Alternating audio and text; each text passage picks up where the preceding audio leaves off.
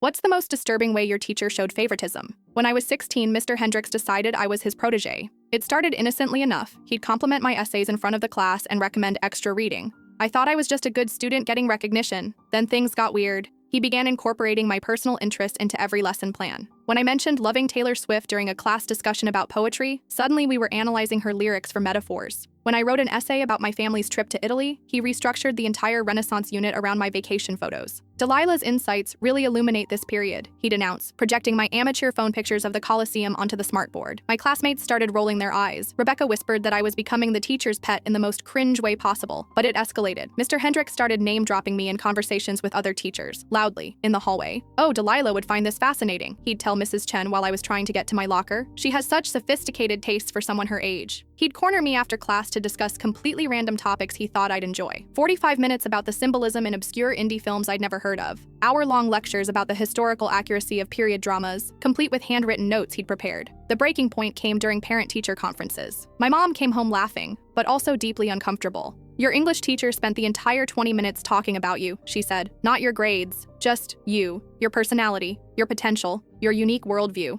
Apparently, he'd shown her a 3-ring binder filled with copies of all my assignments from the past 2 years, essays I'd forgotten writing, discussion posts from online forums, even my terrible freshman year poetry. He's made you into some kind of case study, Mom said. It was really strange. That's when I realized how deeply weird this had become. Mr. Hendricks had somehow convinced himself that I was this brilliant, sophisticated student, when really I was just a regular teenager who happened to write decent essays. He'd built up this entire fantasy version of me in his mind. The next day, I noticed he'd rearranged the seating chart to put me front and center, again. He'd also created a student spotlight bulletin board featuring exclusively my work from the past 3 years. My essay about summer vacation was mounted next to my analysis of Romeo and Juliet, complete with gold star stickers and a handwritten note, "Excellence in Literary Analysis, D. Martinez." Other students started avoiding me. They thought I was somehow encouraging this bizarre behavior. "Do you ask him to do this stuff?" Camden asked during lunch. I definitely did not. When I tried to talk to Mr. Hendricks about toning down the attention, he looked genuinely confused. "But you're my most engaged student," he said. "You represent everything I love about teaching."